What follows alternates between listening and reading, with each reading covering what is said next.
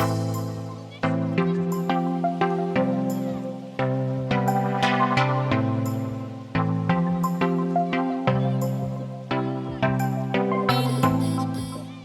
so another question, which I guess in some ways we've got the pilots being treated like kings while they're away. And then sometimes what also happens is they get home and their partners feel like the pilot maybe doesn't acknowledge how much work that they have to do at home.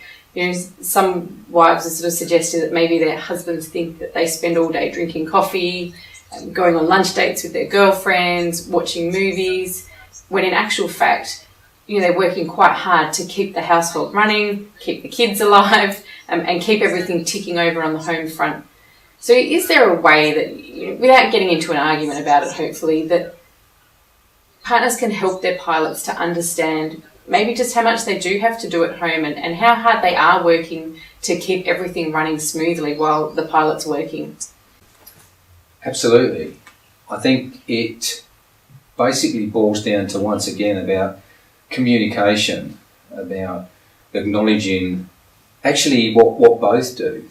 And I mentioned that earlier on, is that there is a lot of responsibility in what the pilot does, but there's also an equal amount of responsibility on what the partner does at home. When the pilot finishes his shift, he's able to relax and spend some time with the rest of the crew, maybe relaxing or doing some recreation or doing something else. Whereas the person or the partner that's left at home, basically it's a 24-hour job. If they have got a family, i.e. kids, then you've got to be there, school pickups, organise meals, and also the running of the house, the bills to be paid and various other things. So there is a lot there that needs to be recognised. Putting out fires, not literally, but emergencies that come up. There's lots of things there which need to be recognised and acknowledged. Because I find that often what happens is that frustration and that hurt can build up. And then when it starts taking hold of the relationship or that partner that feels aggrieved that they haven't been acknowledged or recognised for the effort that they put in, then that's when that resentment builds up. And resentment leads to contempt. And when you have contempt in a relationship, contempt is one of the 4 predictors of divorce, alongside defensiveness, stonewalling, and criticism. So with contempt there, that is one of the nails in the relationship coffin. That needs to be talked about, needs to be aired so that it doesn't build up.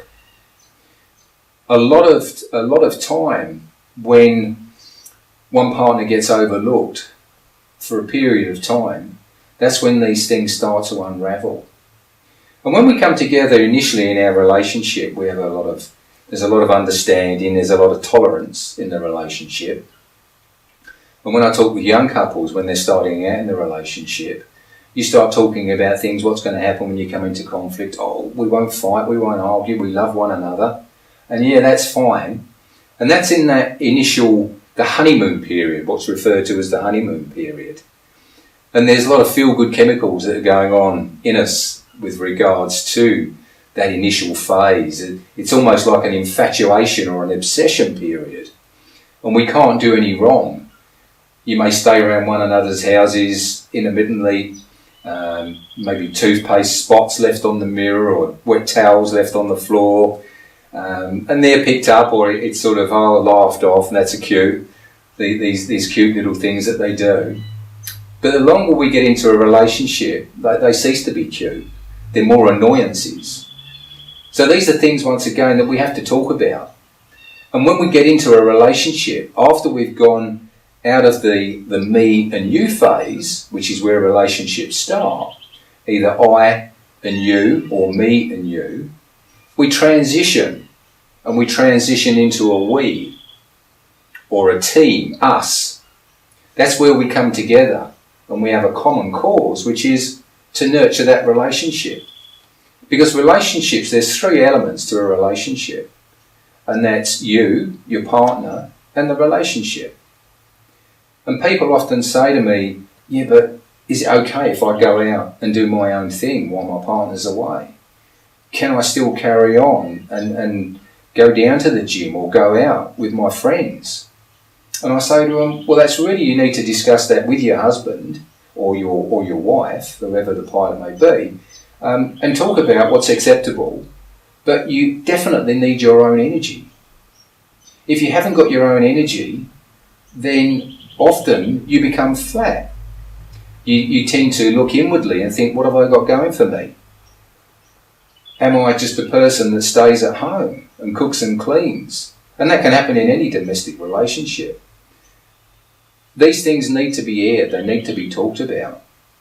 Because quite often what I find is that we, that us, that team environment can be quite challenged when you have a partner that's away for long periods of time. You start to question what your relationship's about. So when you have those opportunities to come together and build that bond and that strength, that's what sees you through that time. Because when it starts to fracture and you tend to lead parallel lives, that's when the we becomes you and me again. And if you're not careful, it becomes you versus me. So it's knowing what you can do to acknowledge one another so that you can connect and still maintain that bond. Because if your marriage isn't moving forward or your relationship isn't moving forward, it's standing still. And if it stands still, then it stagnates. You need to feed into your relationship. Give it some energy, give it some life. That'll flow into you. There'll be a lot more understanding and a stronger connection. Thanks again, Dave. You've got great tips, and I think it's going to be important for not just the wives to listen to this, but for the pilots to listen to this advice as well, because it's so hard for one person to make the changes. It really needs to be both of them. So I'm hoping that some of what you're saying is going to get through to both parties, and hopefully start to make those changes. Yeah, absolutely. Because connection in a relationship is so important.